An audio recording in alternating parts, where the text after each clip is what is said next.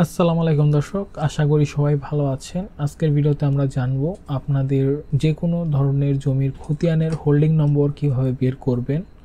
অনেক ক্ষেত্রে দেখা যায় আমাদের নামজারি অথবা খারিজ খতিয়ানের হোল্ডিং নম্বর জানা থাকলেও আমাদের পূর্ববর্তী যে সকল খতিয়ান রয়েছে, যেমন আরএস খতিয়ান বা বিআরএস খতিয়ান বা যেটাকে আমরা হাল খতিয়ানও বলে থাকি, সেই খতিয়ানের হোল্ডিং নম্বর আমরা অনেকেই জানি না। আজকের ভিডিওতে আমরা দেখব কিভাবে আপনারা আরএস বা বিআরএস খতিয়ানের হোল্ডিং নম্বর বের করবেন।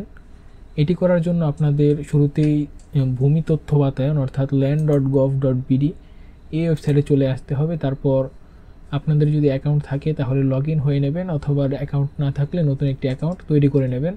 আশা করি আপনারা নতুন অ্যাকাউন্ট কীভাবে তৈরি করতে হয় সেটা জানবেন। তাই আমরা একটি অ্যাকাউন্টে প্রবেশ করে নিলাম। তারপর এখান থেকে আপনারা দেখতে পাচ্ছেন ভূমি উন্নয়ন কর, এই অপশনটিতে আপনাদের ক্লিক করতে হবে। অর্থাৎ যেখান থেকে আমরা ভূমির খাজনা পরিশোধ করে থাকি সেখানে কিন্তু আপনাদের প্রবেশ করতে হবে যে ভূমি উন্নয়ন কর।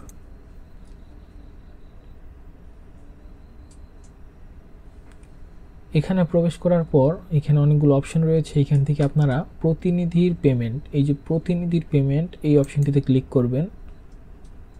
প্রতিনিধির পেমেন্টে ক্লিক করার পরে এখানে আপনাদের কিছু তথ্য পূরণ করতে হবে। শুরুতেই আপনাদের বিভাগ, যেমন আমরা ঢাকা বিভাগ দিয়ে দিলাম, তারপর আমরা জেলা দিয়ে দিচ্ছি, তারপর উপজেলা দিয়ে দেব, তারপর মৌজা, আমরা এখান থেকে একটি মৌজা নির্বাচন করে দিচ্ছি। তারপর এখান থেকে আমরা খতিয়ান নম্বরটি লিখে দেব।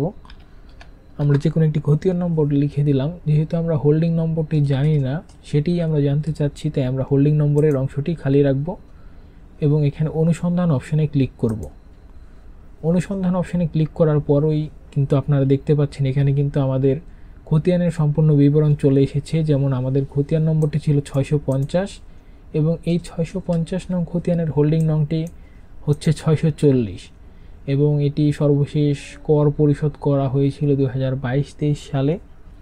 এবং আমরা কিন্তু খুব সহজেই আমাদের আরএস অথবা বিআরএস খতিয়ানের হোল্ডিং নংটি জেনে গেলাম।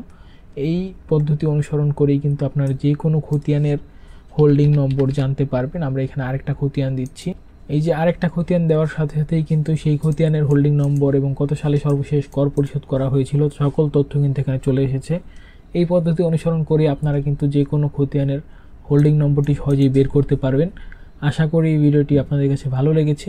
ভূমি সংক্রান্ত এমনই আরও গুরুত্বপূর্ণ সকল ভিডিওগুলো পেতে অবশ্যই আমাদের চ্যানেলটি সাবস্ক্রাইব করে দেবেন। ধন্যবাদ সবাইকে।